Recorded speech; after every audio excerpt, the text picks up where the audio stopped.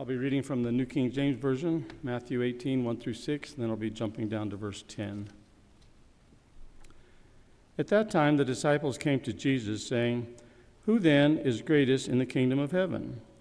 And Jesus called a little child to him, set him in the midst of them, and said, "Assuredly I say to you, unless you are converted and become as little children, you will by no means enter the kingdom of heaven. Therefore, whoever humbles himself as this little child is the greatest in the kingdom of heaven, and whoever receives one little child like this in my name receives me. But whoever causes one of these little ones who believe in me to sin, it would be better for him if a millstone were hung around his neck and he were drowned in the depth of the sea. Take heed that you do not despise one of these little ones, for I say to you that in heaven their angels always see the face of my Father who is in heaven." Thank you very much, brother. Well, good evening, family. It's great to be with you here tonight. I have a little pen and pad that I'm going to pass around.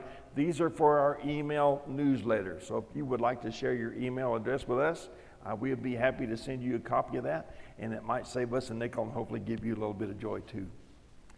So I'll start with you, Bob. Okay.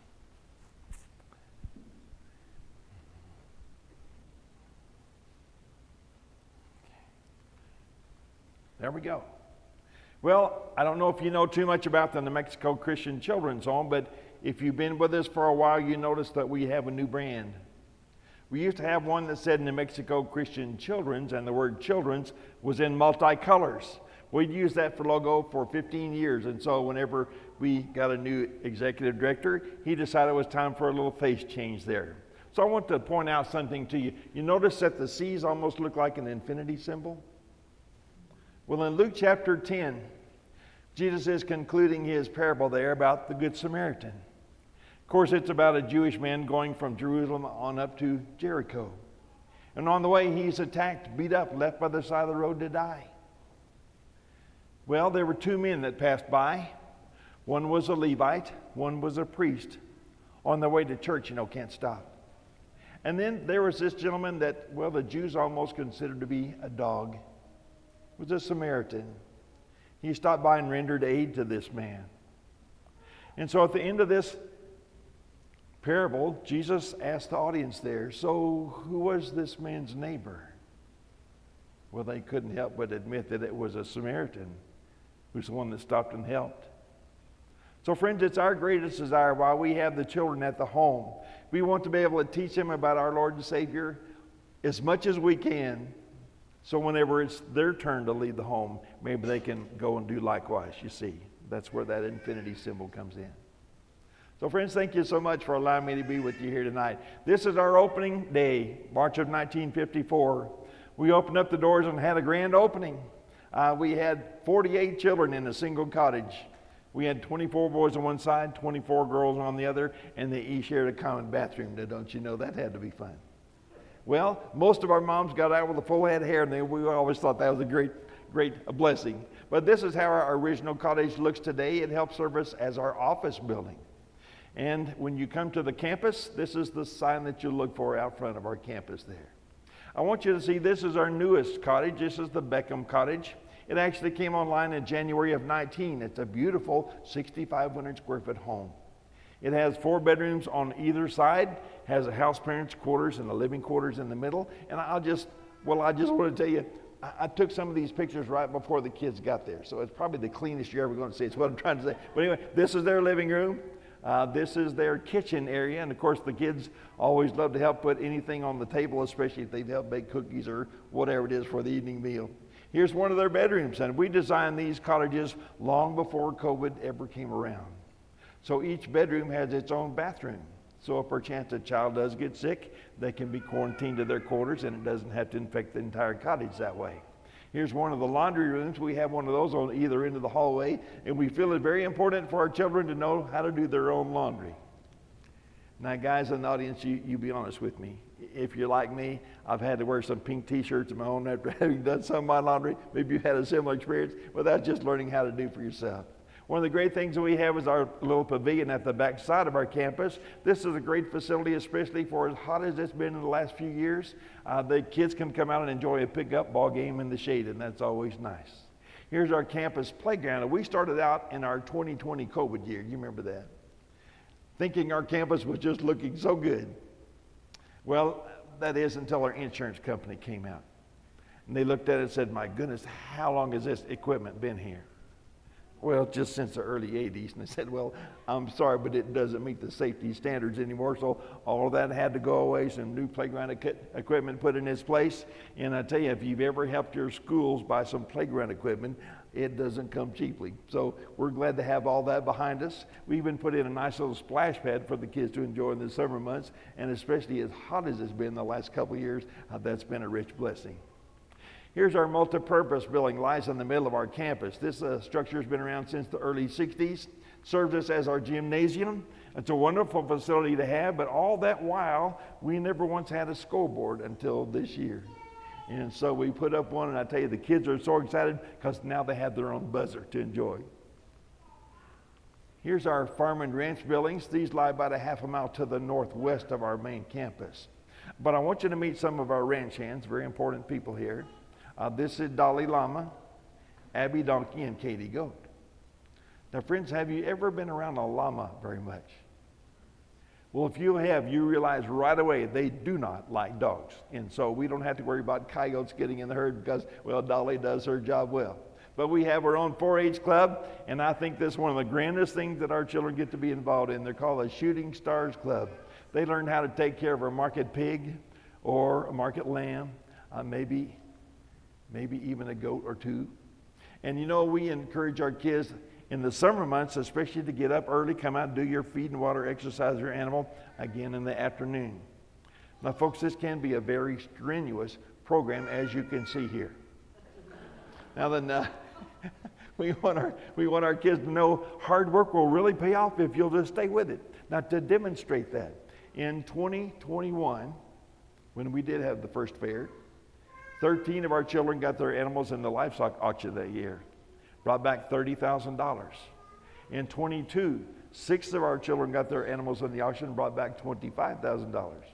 Now, we had a good auction again this year. They've not released our tallies on that, so I really can't give you a full number, but I promise it's going to be good. Our community supports our children so well, and we're very thankful for that opportunity to be involved in that way.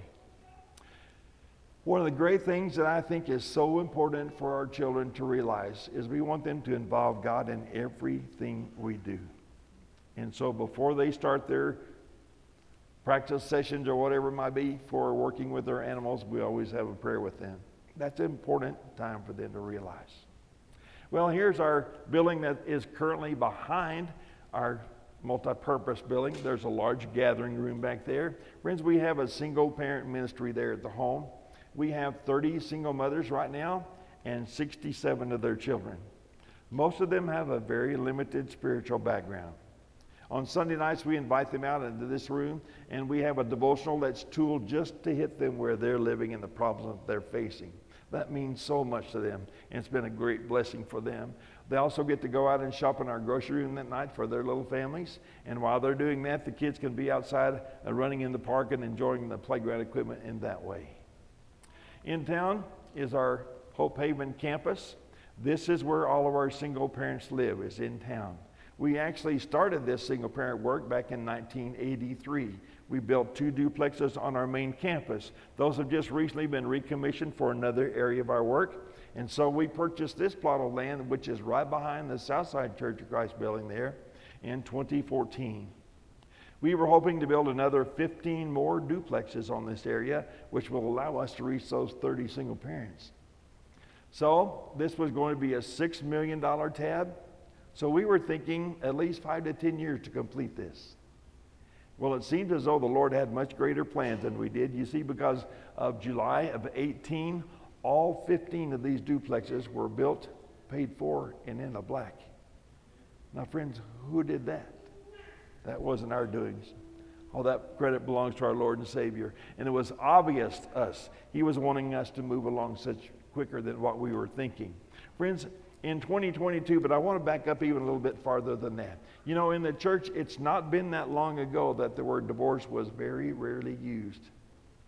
Well, unfortunately, it's become quite commonplace, hasn't it? Well, the same thing is taking place with the term single parents. That was a very unheard of term until the last few years, and in that time, so many single parents are showing up. So in 2022, there were 10,900,000 single parent families in our country.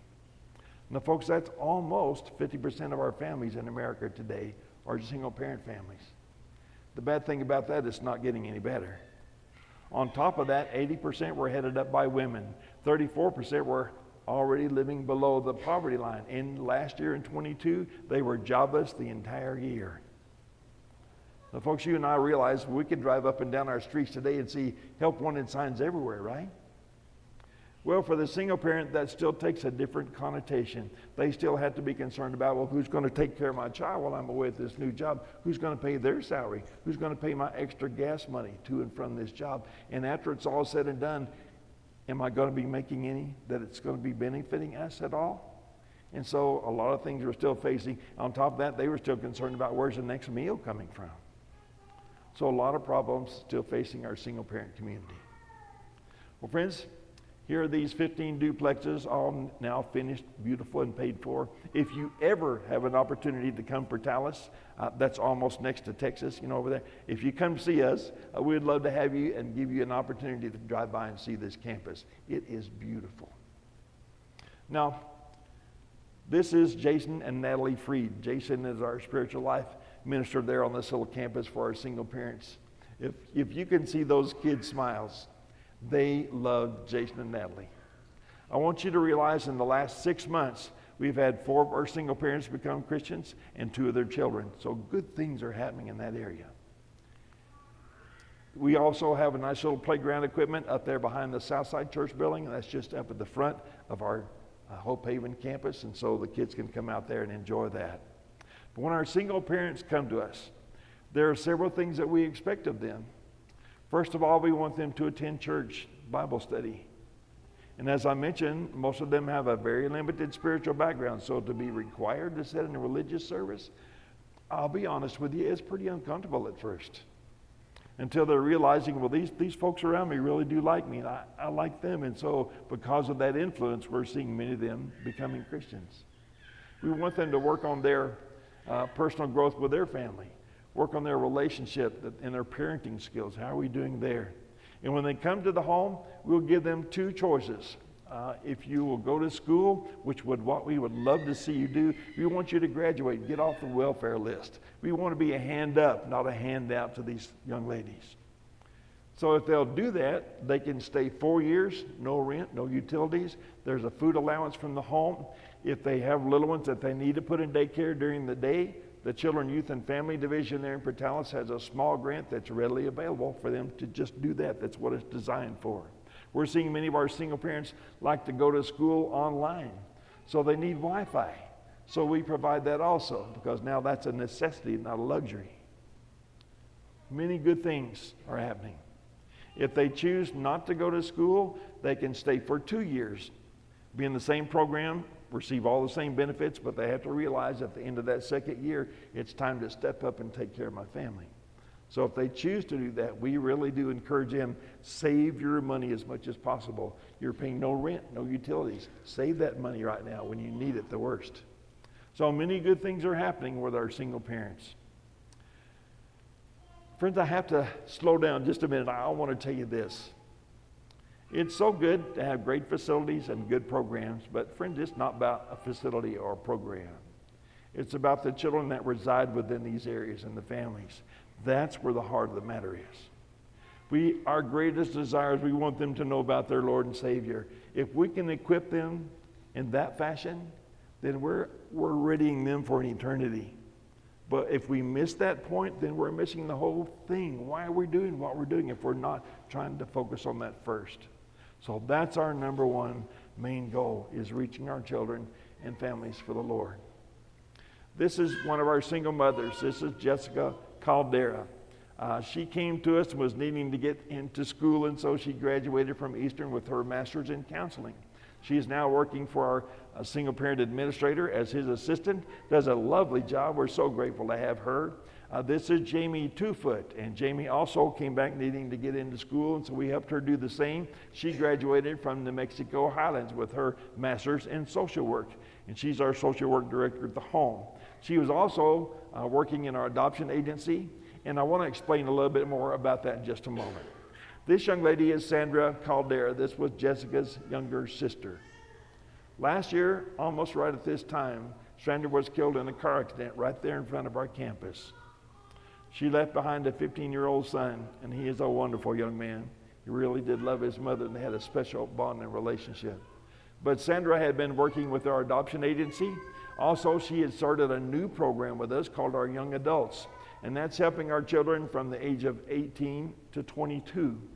You know, our government considers that our children, by the time they turn 18, they're automatically adults. Well, you and I both know that's not so, is it?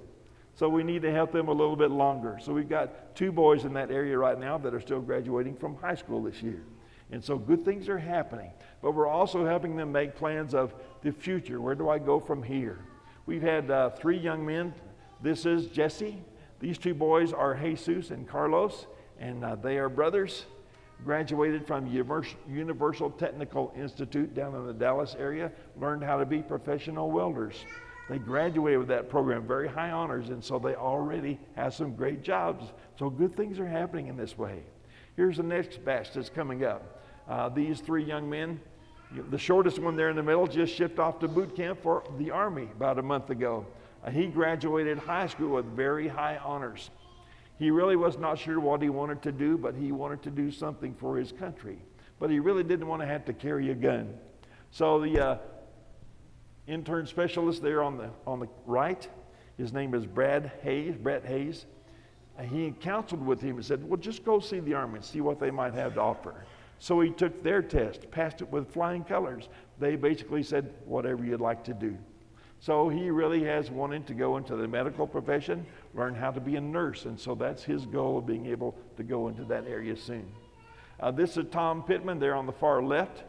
Tom is actually one of the students at the home back in the mid-'60s, and so he's now coming back. He's our spiritual life director there on our main campus, doing a great job. But he also does a lot of counseling with these young men, and he was helping them. They had an opportunity to give some community service back to the fire department there, and so he was giving some encouragement for that day. Wonderful man. This is Jesse and his younger sister. This is Jenna, and Jenna actually graduated this year. She went to New Mexico, or Eastern New Mexico University down in Roswell, and she's going to be majoring in automotive technology. Which we have an adoption agency there at the home, began back in 1979. And over that period, we have helped over 300 mothers find wonderful homes for their little baby. This is the couple on our campus. This is Rick and Lori Daniel. Rick is our farm and livestock manager there at the home, and he does an outstanding job at helping our children prepare their animals for the fair. Well, they tried early on to have a little one, but it just didn't work, and so they decided to adopt. They adopted these 3 boys, and this is Seth here on the left. He's now 28, has his own little family, and they just enjoyed a brand new baby boy came into their life a few weeks ago. Their middle son on the far right there is named Brandon. He has a special need. He's a cochlear implant young man. Their youngest son in the middle there is named Trevor, and he and his wife just moved to Oregon. And so we're very grateful, but I just wanted to show you an example of those who have succeeded in finding good families through the home. This is Aaron Goodman. Aaron is our executive director to the home. He's been with us actually for 6 years, but only 2 years as our executive director now. He came to us from Las Cruces, working with a little organization there you might recognize, White Sands Missile Range. In fact, he's a bona fide rocket scientist. He actually helped produce one of the programs that sent one of the space shuttles into orbit. So I'm very thankful to have Aaron with us. I wanted to throw in some pictures just for fun. I hope you have a little chuckle as you go through here. I know it's what Toby's always wanted to do, right? It's kiss a pig. Doing some branding. Had to show you her ladybug.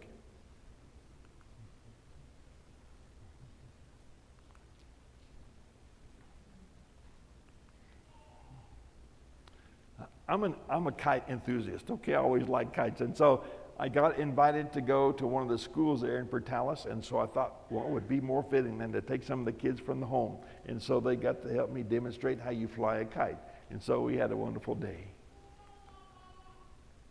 This is a funny picture. You know, for the most part, this is the first time our kids have ever got to be around any livestock. And to see the relationship that they create with these animals is almost uncanny. But you probably didn't know that a pig loved to have their belly rubbed. You probably didn't know that, but that's very true.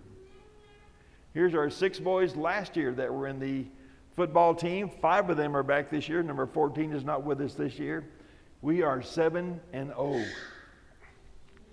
So we're hoping this year may be the year that Portales can take state again. I can't help but think that pig's smiling at me every time I see that picture. Here's 2 up-and-coming Eastern football players. He's watching the cookies rise in the oven. Did you ever do that? Leadership training for Christ. I don't know if you participated in that up here or not, but this is one of the grandest things that our children get to enjoy. We go to Tucson for their competition. We took 29 this year to do that. They learned how to demonstrate some of their skills in sign language, some Bible Bowl, interpretive reading, reading before an audience. That's always a challenge. And even got to participate in a little choral group, and so that was fun for them. Shortly after we got home, this is Xavier, one of our football boys. He came to his house dad that Sunday morning and said, would you baptize me this morning at church? Folks, I don't know about you, but that's a cherry on top as far as I'm concerned. These 3 right here are brothers and sisters. About 2 weeks after that, the 2 boys, unbeknownst to each other, had gone to their house dad and said, would you baptize me this morning? So Russell McLeod, one of our house dads, got to baptize these 2 boys into Christ that day. Wonderful day. For many of these children, this is an experience that they've never had before, is a peace that comes over them. Many of them have come from very troublesome home life. And so to have a friend that loves them at all times, that's unbelievable to them. And so we get to see the calmness that comes over these children because of that. So I really do believe when you train up a child in a way he should go, when he is old, he will not depart from it. Friends, I believe that with all my heart. So we're grateful each and every day. So I've asked the question, how can you help? We may look at all this and say, my goodness, they got everything in the world. What else do they need? Well, let me put it this way. With great privilege also comes great responsibility. And even though it is nice to have all the facilities and the programs, even all that still takes funds to operate. And so if you could remember the home, we would appreciate that so much. Maybe you'd like to become a recurring donor. Give 5, 10, 15, 20, whatever it is a month. It would be so much appreciated. Maybe you could remember the home in your will. I don't know about you, but I'm not getting any younger. And so if we need to be thinking about what's our future plans, how can we bless others after we're gone from this life, that'd be a great thing to do. Friends, right now we are in drastic need of house parents.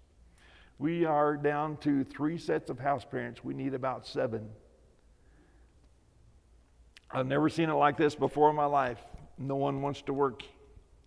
And it's hard to convince people that you can do this job.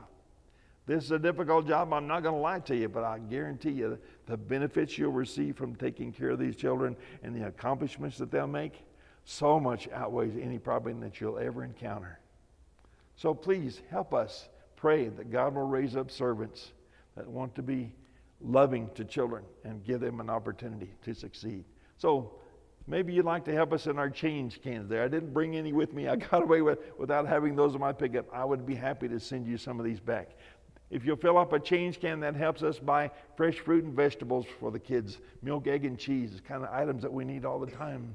Maybe if you'd like to help us by just praying for us. I know you're a praying congregation.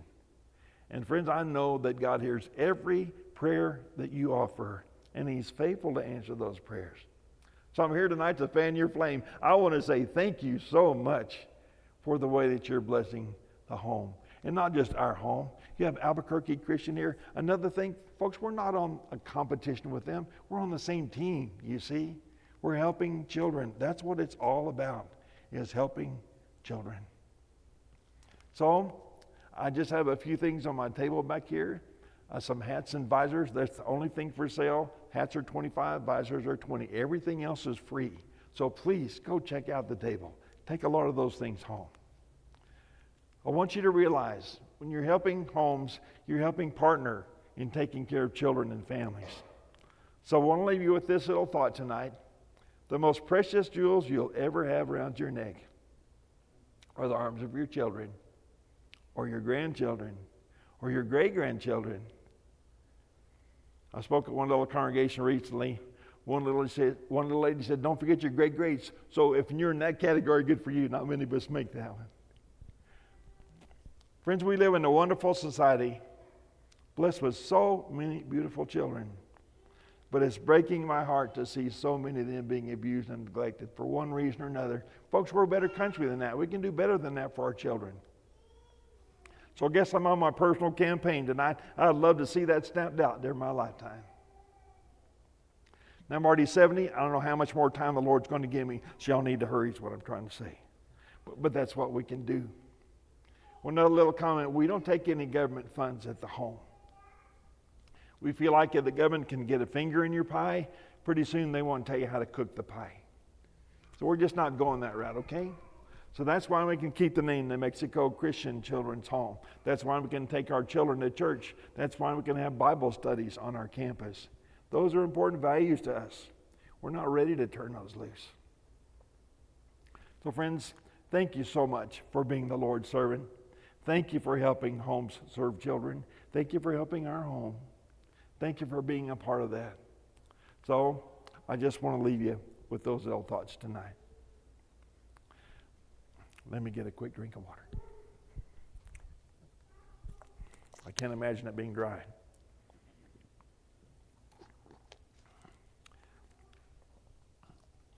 Family, the lesson that I've given you tonight was not designed to ask you to walk down the aisle, put on your Lord in baptism.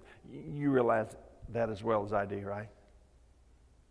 But if today is the day you decided that I want to give my life to Christ, then good for you. We're excited already. Or maybe there's some things that you're struggling with in your life and you realize I just cannot continue to do this. I have to leave those problems at the foot of the cross. We have no greater family than what's sitting around us tonight. We love to wrap our arms around you and lift you up and say, together we can make it. I'll help. Or maybe this. The Lord's just been blessing you in ways that you just cannot believe. You know, we don't often talk about how God blesses us in our daily walk. We serve an awesome God, do we not? So friends, whatever your needs are tonight, this is your day. This is your day of decision. So if you need to come, would you please come while together we stand and sing? Would you come?